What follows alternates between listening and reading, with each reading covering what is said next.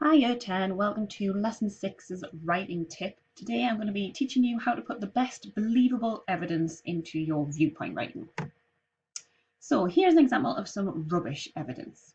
A recent survey found that 3 in 5 people prefer dogs to cats. Now I have 3 problems with this rubbish evidence. The first problem I have is that it tells me it's recent, but it doesn't tell me specifically how recent. For research to matter, it needs to be very, very current, otherwise it could have been disproved. So it needs to be this year or last. So if you're going to put a study into your writing, then please make it from maybe 2019 or 2020. The second issue I have is that it doesn't tell me who did the survey. So why should I trust that? What I need in there is the source that result came from. The third issue is this number, 3 in 5 people. If I'm trying to be really persuasive and argue that my point is irrefutable and nobody could disagree with it, then 3 in 5 people is only really about half, isn't it? So I could push that a little bit further. So in terms of keeping it believable but compelling, I'll probably go for around 80 to 90%. So maybe 4 in 5 people, or just put a percentage in there. So here's how I would fix this rubbish evidence to make it a little bit more believable. A 2019 survey, so I've said how recent it is, by the RSPCA. Now I know that is a well-respected organisation that knows a lot about this matter, found that 87% of people prefer dogs to cats. Now 87% sounds quite believable. It's not a nice round number, but it's quite high as well, so it serves my purpose really well. So there's a really quick way that you could make your evidence better and serve your argument in a stronger way.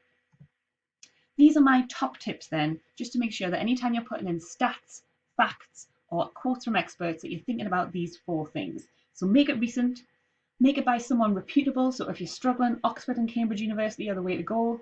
The BBC is known normally for being quite unbiased and for obviously kind of knowing a lot about our country. It's funded by our taxes, by everybody in Britain. Or YouGov, which conducts kind of global surveys. So they're your kind of 3 go-tos if you're thinking I'm struggling for a reputable source.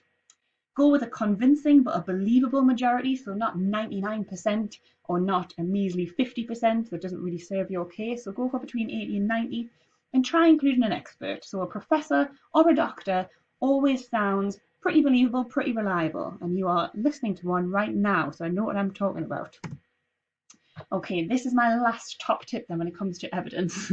When I'm making up evidence for this kind of question, I go to the brain. Why, I hear you say, Dr. Williams, you're not a medical doctor, you don't know anything about brain surgery. It's pretty hard. Yes, it is, but I've read enough pseudoscience and seen enough studies quoted where I know that there are 2 really key chemicals in the brain. And if I can just learn those 2 names, I can make them up for any instance. So, things that make us anxious or stressed normally release adrenaline. So you might have heard of this in PE or biology. It's the thing that makes your heart go faster. Okay.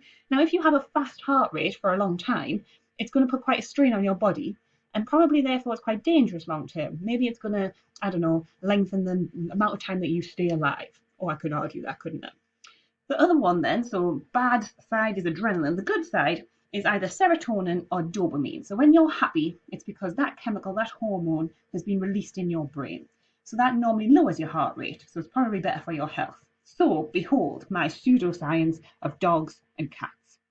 In fact, Professor Whitley of Cambridge University discovered in 2019 that being around dogs actually produces dopamine in the human brain, which lowers our heart rate, therefore leading to longer life expectancy. So, just by learning the names of a few chemicals, I've managed to prove that a dog is not only good for your health, it's actually a lifesaver. There, I've really struggled to come up with a name of a professor, so I've just used the name of my school. I could use my own surname, couldn't I? And I've just gone with Cambridge University because I know that people will believe Cambridge, and I've gone with 2019 so that it's recent. Okay, so there's my top tips for your evidence. Make sure you're putting in really good quality evidence in your writing.